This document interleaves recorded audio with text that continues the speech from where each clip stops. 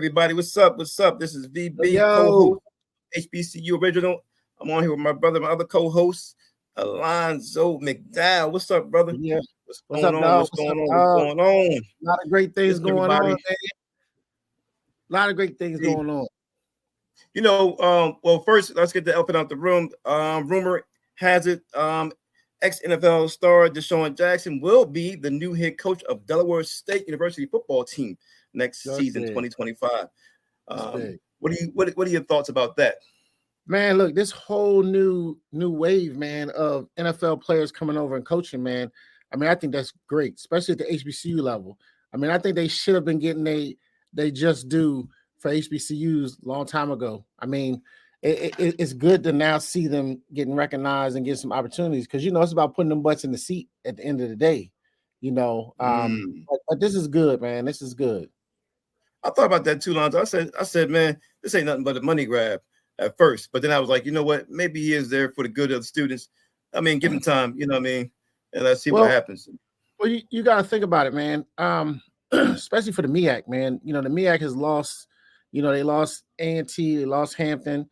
Then they turn around and lost FAM and Bethune-Cookman. I mean, you know, now they need something that's going to give that revitalization to say the MEAC is still alive. I mean, I never believed that the MEAC was dead, man. I mean, it's different, man, from the SWAC. But I mean, the MEAC has its own like jewels, man. But yeah, you know, just a couple years ago, you know, Central, shout out to Central, you know, they won the Celebration Bowl. And then here it is, South Carolina State came in there, you know, did their thing, but the MEAC's not dead. But what this shows is that the MEAC is putting that investment back into, you know, football, man. And they're going to bring these guys onto the scene. And I mean, I'm not thinking of a quick fix. You know, what I'm thinking is what it allows is the resources and that money to start piling back in. You know, fans will start putting their butts in the seat, especially at Norfolk State. You know, for a long time, man, Norfolk State's been struggling. But, you know, I mean, you know, now Michael Vick revitalizing. Shout out to my brother from the 757.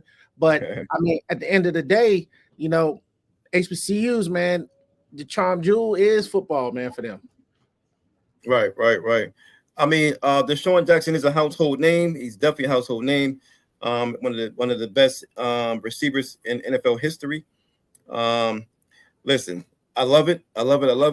And we talked offline, you know, before about the emergence of ex-NFL players becoming coaches, and also, you know, not just head coaches, but, you know, at some capacity within the team or organizations of HBCUs as well. I'm not sure, and I got to do my homework now. I'm not sure in the past, have there ever been any ex-NFL players head coaches before, or was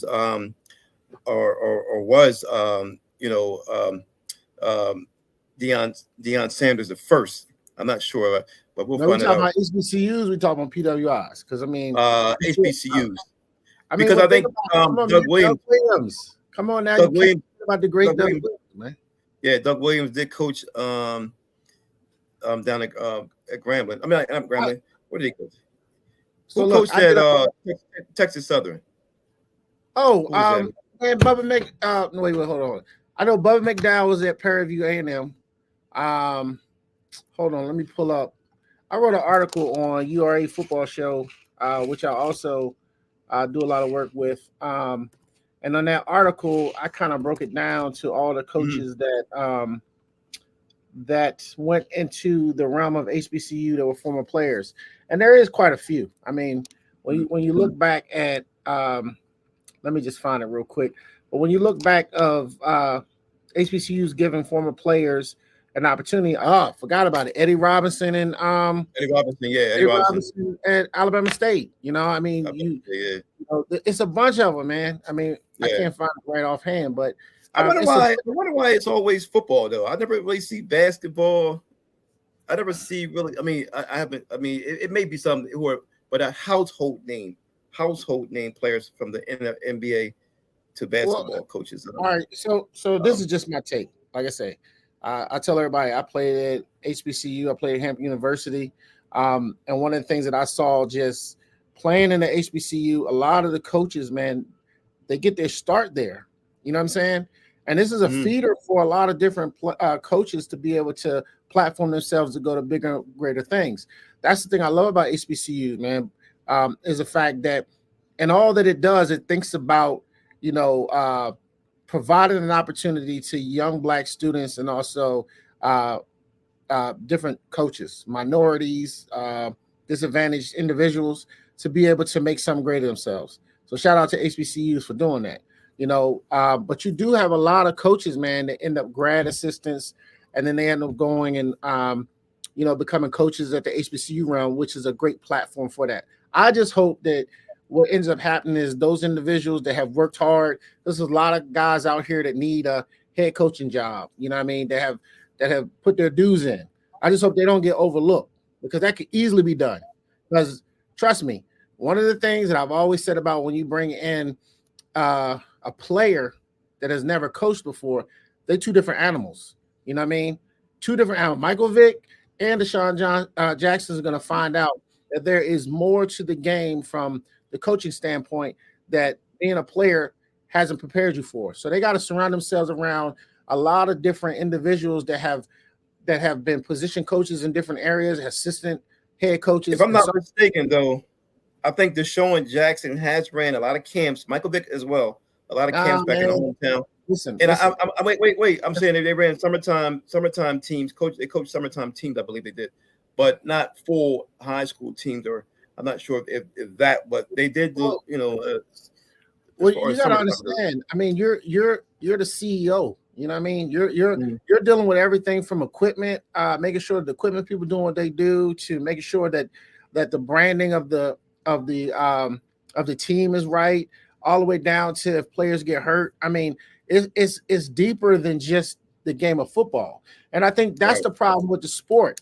It has gotten kind of overlooked that you're running an organization. You know what I'm saying? Like, the organization is only as good as the person running it. So if you're coming in with no experience, the goal is to surround you around good people and get you that experience and that leadership, because not only are you leading men, you got a whole organization of people that's dependent on you and that paycheck. You see what I'm saying? So, but I think it's a good thing that these NFL players is getting a second act.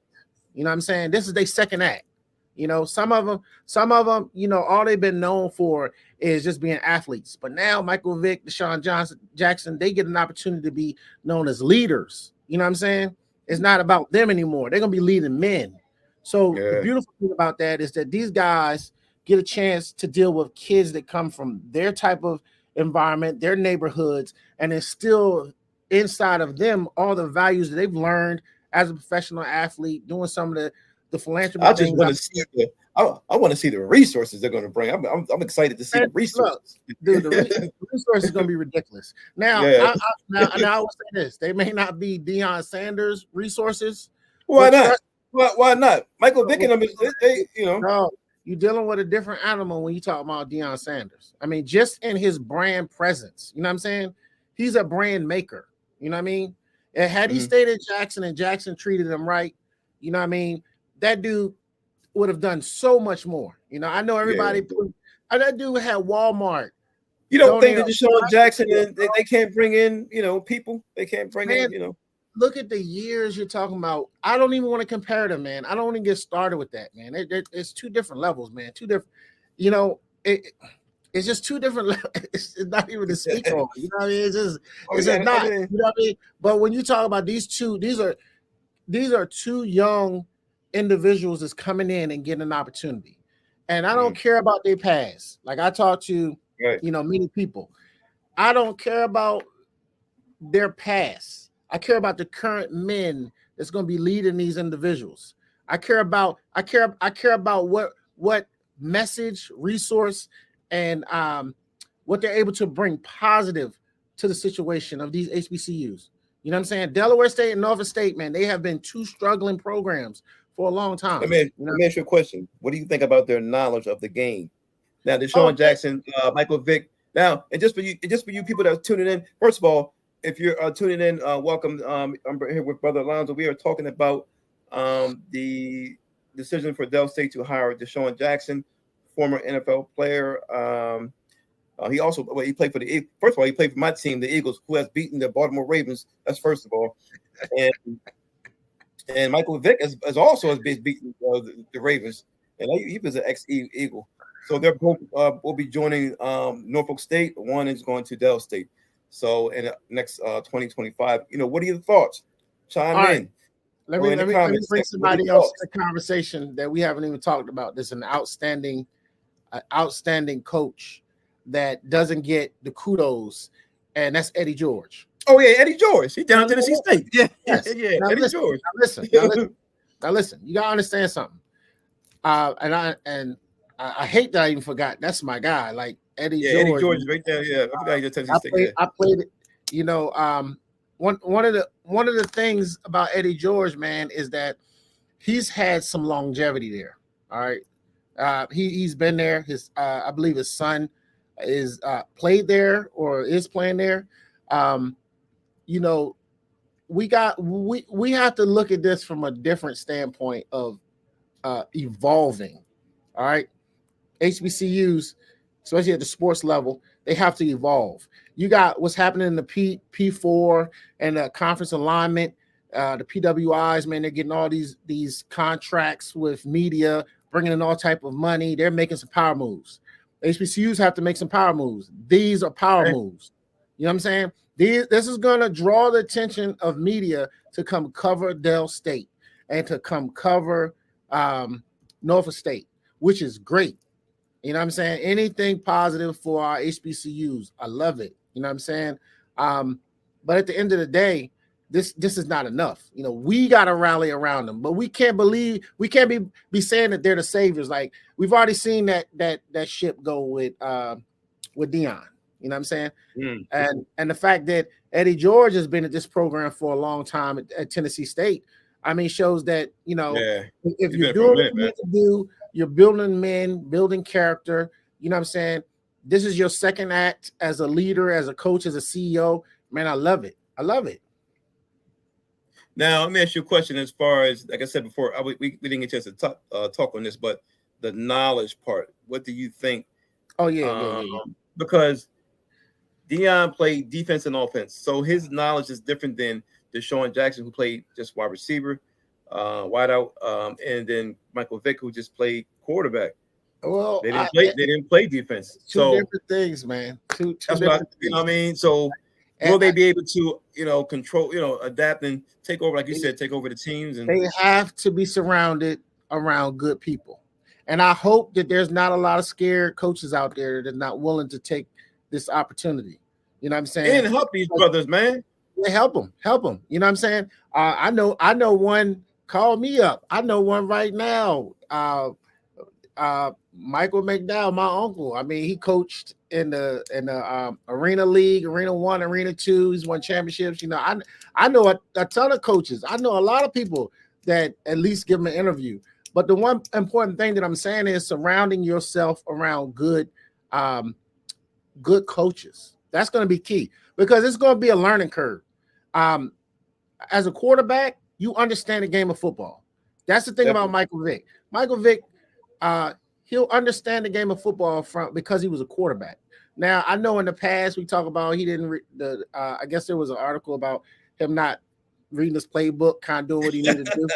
He ain't doing that now. Well, Michael Vick gonna be in there. In the NFL, it can show, man. But in the NFL, it can show. It shows. It shows. But I'm just saying, But guess what's funny? You know what's even more funny? You know what's funny though? These two actually played together because Michael Vick was bombing the ball to Deshawn Jackson. You remember? Yeah, people forget that. They're by far great athletes, man. Like they're creme de la creme. Like. But does athletes, does it translate and transform to coaching? You know what I mean? Does it really translate? Depends on how you're looking at it, from the X's and O's or the player relationships. Player relationships, that's going to be great. All right. That's why, from a coaching standpoint, they don't have that experience. See what I'm saying? Yeah. But that doesn't mean, they've been in some good situations as players, but never as coaches. Yeah. It's going to be different if you get a coach in there and, when they hire this coach, they can't afford for this coach to not know what he's doing. You know what I'm saying? It all falls on him. You know what I'm saying? Yeah, and I think Del State just replaced their. It's funny because we did it earlier in the year. We did an interview with athletic director Del State, and they just let her go, and the coach who was there I think it was another. They want to change, man. That culture has Yeah. been. It's a culture thing. You're building a culture. That's what we know. That's what we don't talk about. The reason why Colorado and a lot of these programs, they looked at Dion, is because he changed the culture. All right. It's not so much all about the culture of winning. It's the culture and the mindset of the organization. Dion came in there and changed how people saw the janitor to how they treated the cook. You know what I'm saying? He took young men that came from a lot of these kids coming from just disadvantaged backgrounds, and he worked on making them men. That's why Jackson State went and won the Celebration Bowl, because he put the right man that came up underneath him, knowing that he was going to continue the journey, and they won it. See what I'm saying? Like, them seeds was planted when he first got there, because that was his goal, to build up young men, to build up a program, and to give it a new face. And he's doing it at Colorado. But he's had experience at this all the way from middle school I think Pop Warner, and coming all the way up with his own team. So Deion Sanders, he did it from the bottom, man. That's the respect that people understand with him being a coach. He coached them up. These two can't come in that way, and we can't be looking at the fact of them being saviors of these programs. My goal is that in year one, he comes in and he reorganizes the culture.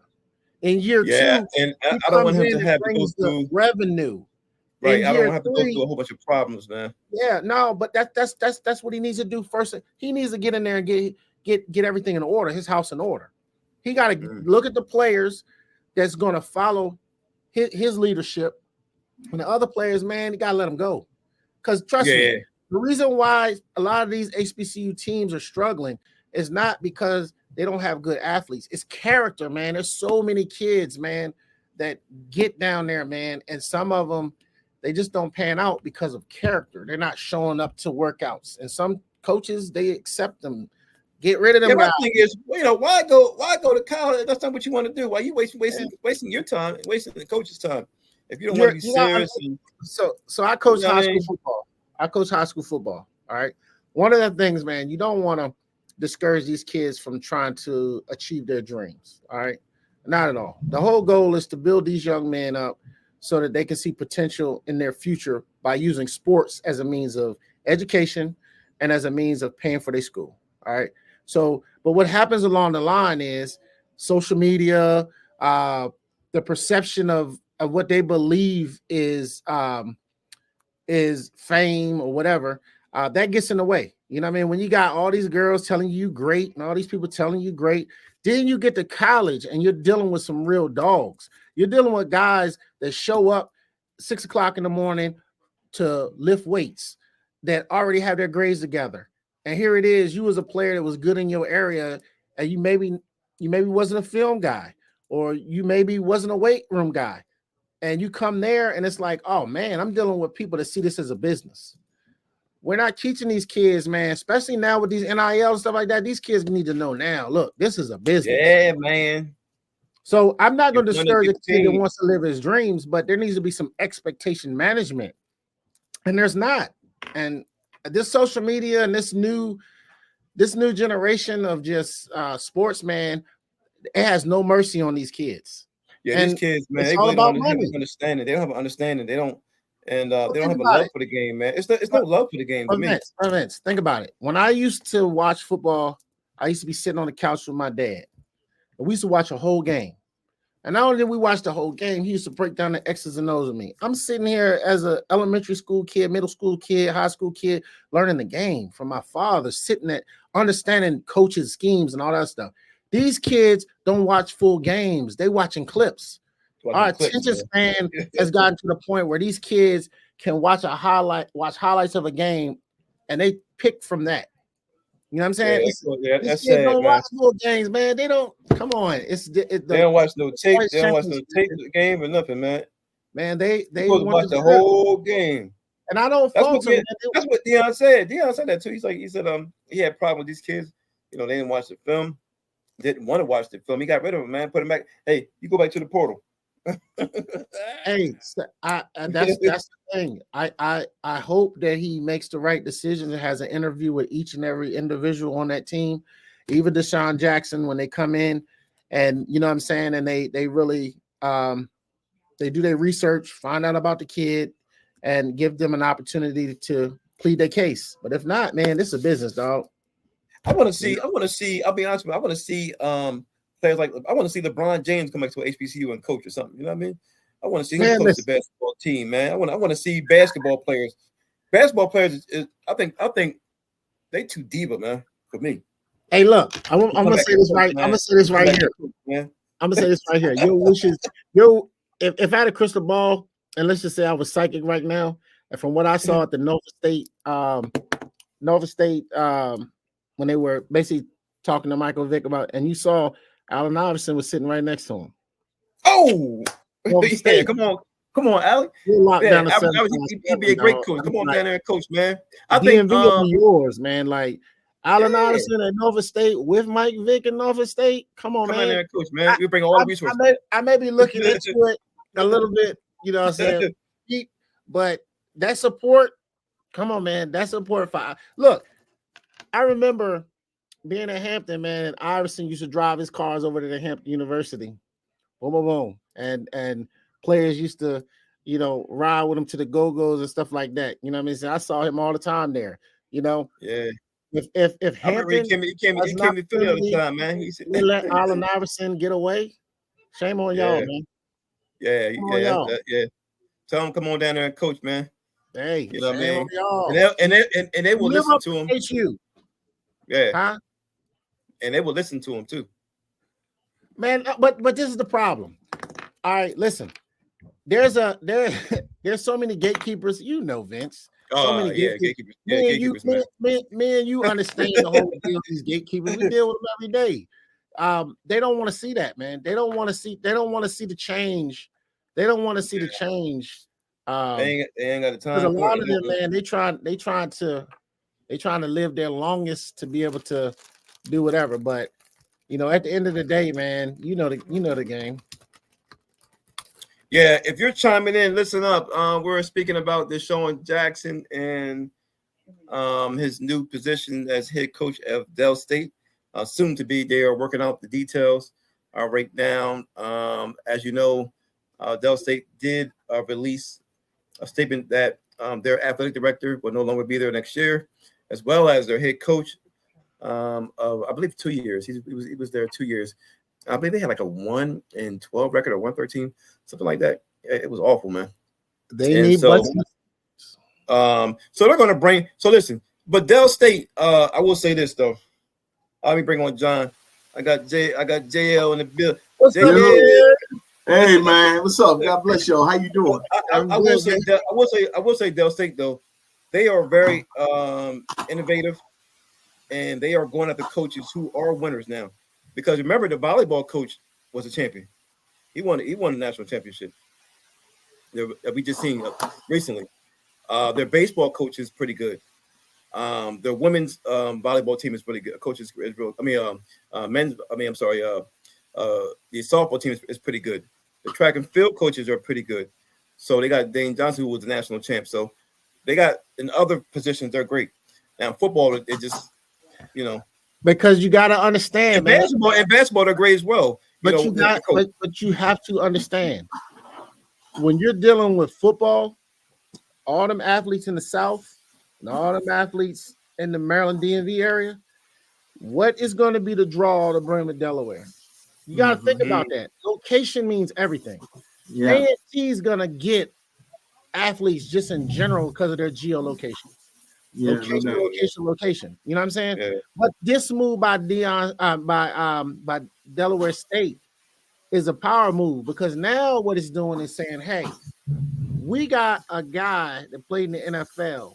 We have a guy that's been a champion. We got a guy that played for the Washington Redskins when they were the Redskins. You know what I'm saying? We got a guy that can speak your language, that comes from your area. Now people got to be nervous." Because now he can go into their backyard and pluck those same guys they was going after before because he's a high profile name. You know what I'm saying? You let that guy show up at my door for my son. I got come on now. Yeah. What parent is gonna be nudging their kid like, hey? I mean, let's be real about it. That changed the game. But prior to having no real top profile guys in those positions, what's the draw to Delaware, man? Let's be honest. Yeah. Hey, JL, I know you just came on. What are your thoughts about the decision that Del State made to bring on Deshawn Jackson, former player from the Eagles, to be head coach, soon to be head coach? They're working out the deals, final deals. What are your thoughts? Well, I think it's a really good move myself. Like my brother was saying, it's a really good move because presentation is everything. So when you're able to present something that is attractive like that, a champion, someone that has name brand recognition, someone who has broken records, have done some amazing things in football, kids aspire to be, great, and they want to be associated with greatness. That's why name brand recognition is awesome. That's why, primetime Deion Sanders is doing the things that he's doing at Colorado. You know what I mean? Primetime said, if I sit down with your son, you know what I mean? If I come to your house, you let me in the crib, you know what I mean? Your son's coming to my team. You know what I mean? You might send me a boy, but I'm gonna bring him home a man. I'm sending back a man. So when you have those kinds of individuals that have been exposed to, championship atmospheres, they are champions within themselves. They have a knowledge and they have a work ethic, and they just have just been associated with the NFL. That's a pipeline. And kids want to be involved with something like that, where I have more of an opportunity of going to the NFL if I'm coached by an NFL superstar. Yep. You know what I mean? So you got a pipeline straight to the NFL. And so that's the draw. That's what's going to bring me, when you get them top five, those top players are going to come to a place like that they have more of a chance of getting a look to the NFL than if I go somewhere, where that may not be possible, or I may not be able to get in, a big school, right? Mm. So I may not be able to go to a real big school. I may not have the grades. I may not have whatever, but I can go to Del State, and I got DeSean Jackson. Yes, that's the coach that can still get me a look at the NFL, right? Hey, Lonzo, what John just said, you mentioned this earlier about the NIL and things of that nature. Let me ask you a question. What do you think about this? And John, too, what do you think? You think Del State got a hold of some money to get these coaches? No. Or Norfolk State? No. I'm saying, like, they can pay because they can get that money, because now, things wide open. They can pay coaches as well. No. Because think about it. Let's go back. Jackson State, Dion was not getting paid this astronomical amount of money. No. You know what I'm saying? No. I'm saying with the new emergence, with the new NCAA rules, with the coach. No. I'm saying and that just happened just 2 years. NIL is not the same at the HBCUs as it is at PW, especially the Power Four. Really, if we talking about NILs, to be honest, the NIL really is real. The collective in the NIL is real at the P4. The G5, there's struggling schools at the G5 that can't even do the collective NIL. That's right. So that whole world, man, you're now starting to see high school players getting paid more than a lot of these guys in college coming in. You know what I'm saying? Yeah. But the thing with the misconception is that it's across the board. D2 is not pulling in hardly any NIL deals, as is FCS, as is G5, and it's all based on media coverage, right? Mm-hmm. That's why the realignment happened. Why do you think why do you think all the teams shut down the damn Pac-12? Because this whole thing is real. Eventually, it's going to be 2 conferences. That's going to be it. Because we see it now. The Big Ten and the SEC. That is basically the professionalized college program and athletes that get drafted every year. Everybody else is just like a outlier. You know what I mean? Yeah, no doubt. We can't even talk about that with HBCUs. All right. So DeSean Jackson and these guys is doing it because they're looking for an opportunity to get to the next level. Let's be real. Yeah. They were not. Deion Sanders was never going to be the Eddie George. I mean, the Eddie Robinson of Jackson State. Never. No.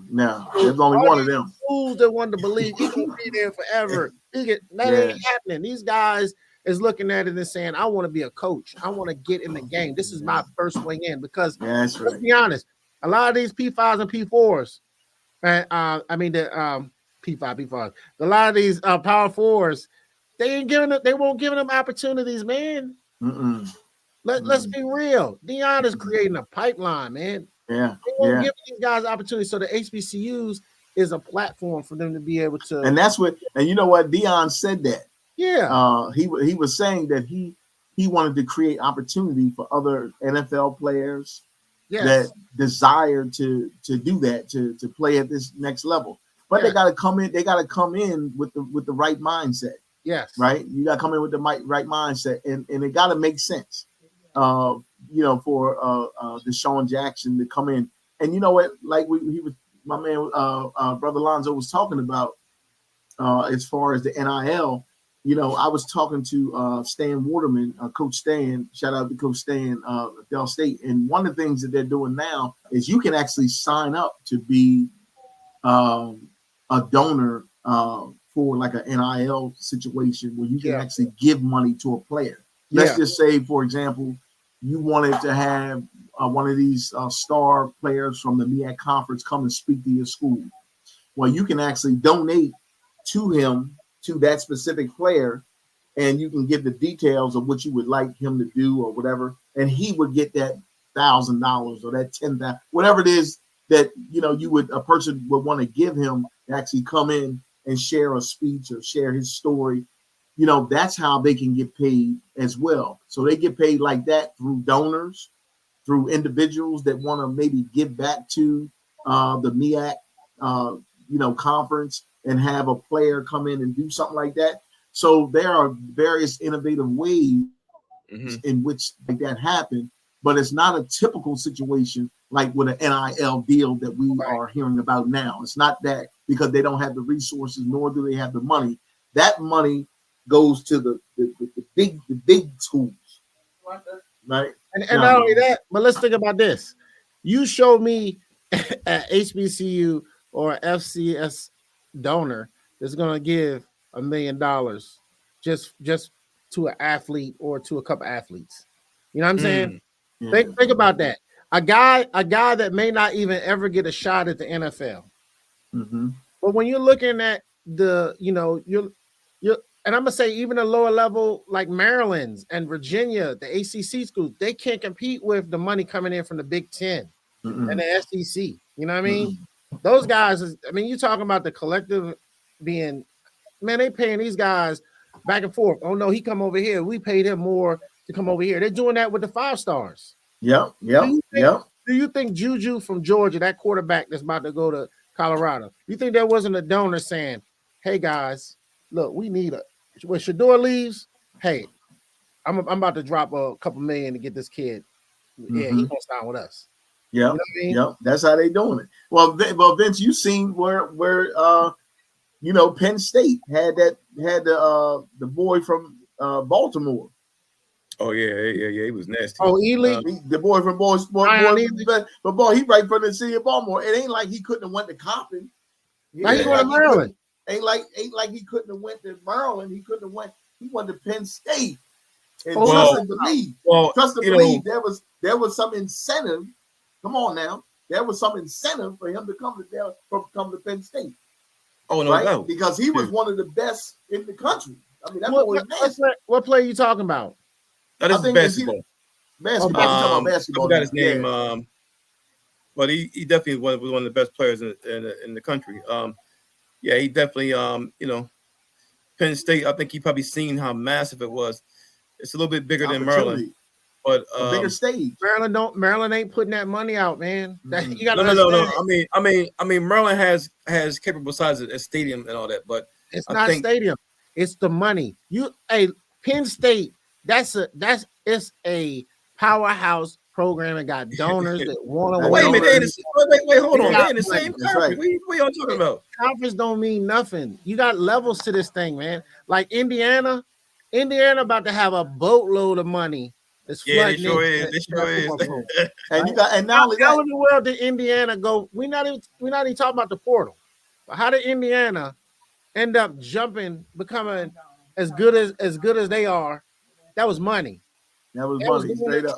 Portal. That was talking to these kids, getting them the money. money. Is the money is the motivator right here. You hear what I'm saying? Yeah. Money the motivator. And this, you gotta look. They got alumni. See, alumni. They got a strong alumni. No. Well, Indiana has one of the largest endowments. So, and a lot of their money comes from. I think it's a tycoon. I can't think who was the family, but their money is attached to Notre Dame. People don't realize this. You got Notre Dame, Purdue, Indiana, all in a melting pot right there. Yeah, and they're tied together some kind of how. All that money tied together. And unfortunately, a lot of our kids will never be able to see anything like that, right? Oh, wow. At this level, they won't be able to see it because it's not available to them on that level. Because how many? And here it is. Here it is. Here's what it comes down to. How many alumni give back to their if they went to Dell State, if they went to Coppin State, if they went to a HBCU. How many of them give back to the degree that they could take the coffers of that money and then give back to the player? I've been giving back roughly $1,000 a year to Bowie State since I graduated. Bro, you're a different brother, dog. You're different. A whole lot, but you wanted $1 million. You wanted $1 million, Vince. Congratulations, Vince. Let me tell you something. I want to say this real quick. When we talk about HBCU money, right? I'm gonna be honest. My son played at Alabama State, right? When I tell you that Alabama State's the Bama fans, man, they just something different, right? These people give to the program. These people support the athletes. That's why they got them big stadiums in the swag. You know what I mean? MEAC, it's a little different. You know what I mean? But when we talk about HBCU, we talk about giving back. They give back because when they have a football game, it's shut down.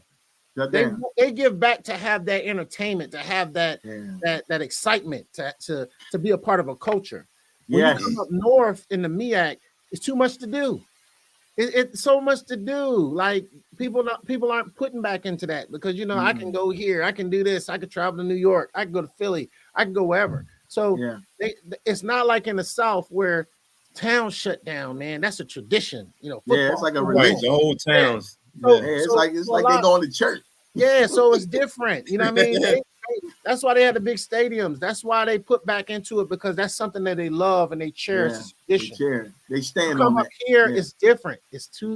A lot of people make money up in the Northeast and up this way, but they got so many things that they can put their money elsewhere. Yes, so, and then the value. I think it's. Here it is. I think we were talking about the same thing earlier about the houses.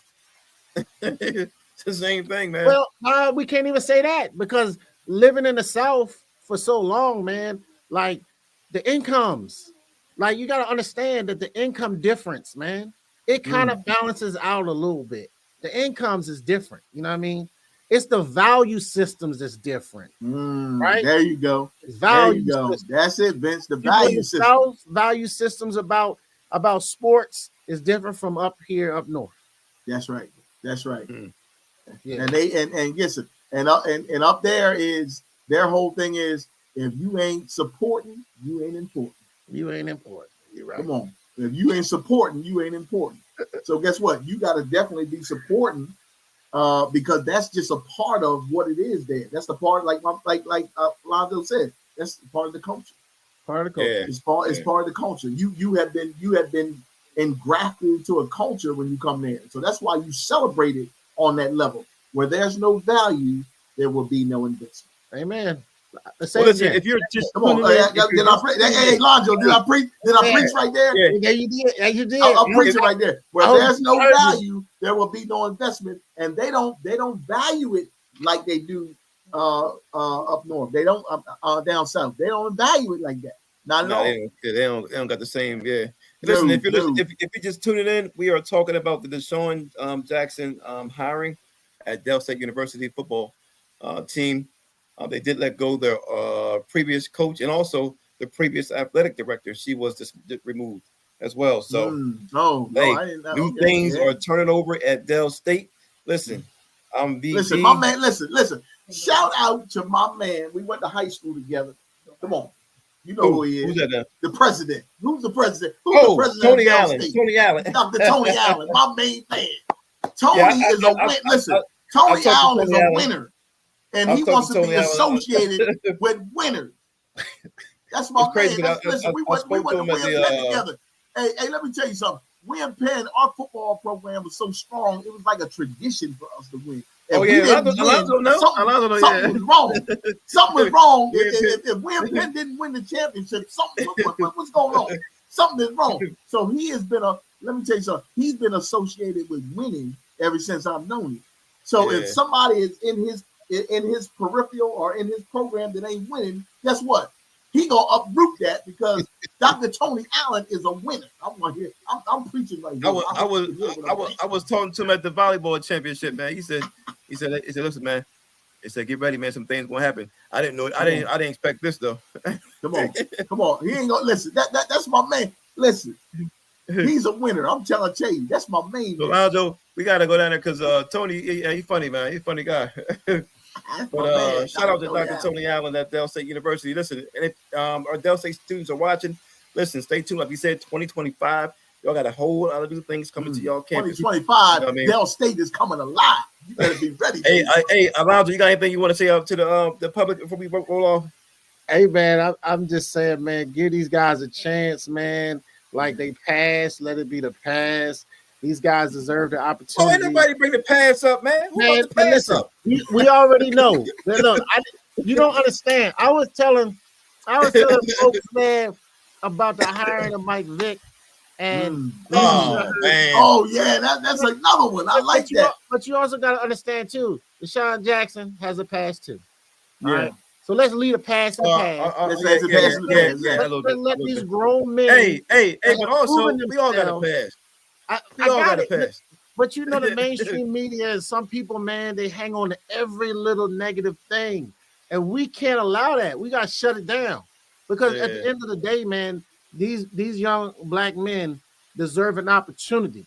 Sure. And whether you like it or not, whether you're a coach that's waiting your turn or you like it or not, all right, you put your resume before that athletic director, he has the power to choose. Yeah. They chose differently. Right. They said, we starting over.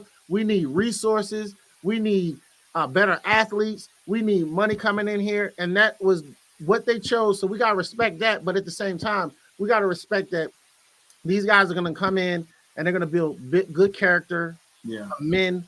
And they're going to come and they're going to give us something that we haven't had in a long time. And that's change. That's right. Both programs, man.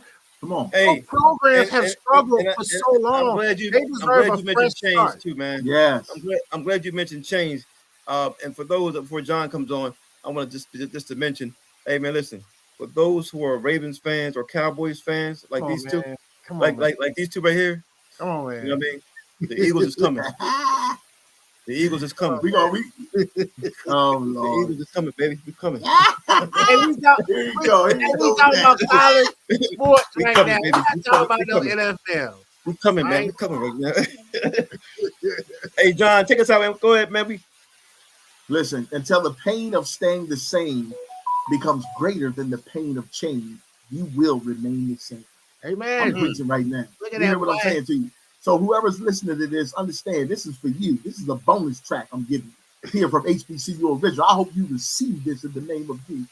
Listen, until the pain of staying the same becomes greater than the pain of change, you will remain the same. Listen, these schools realize that we need something different. Yes. We want results. We want people who have been there, done that, and got the t-shirt, and that can now allow their cup to spill over into our cup, because we need winners. We want to be associated with winning. And so I commend the all of the schools that are receiving these winners that are coming, that are champions in their own right. The ones that are coming that have an agenda to really help to empower, impact, and transform the lives of the young people. I'm celebrating all that. I'm celebrating all that. So listen, whoever is in the NFL or in the NBA, if you desire to speak into the lives of our young people and giving them an opportunity to be a winner, listen, come on. We need you. We need that kind of community to come here, because our kids deserve it. They deserve it. They need it, and they deserve it. You hear what I'm saying to you? Listen. I'm excited. Vince. I think. Listen, the best is yet to come. Man, the best is yet to come. I'm excited about it, baby. Yeah, boy. All right. Well, listen, man, you heard it from here. Listen, this HBCU original. We out. Peace.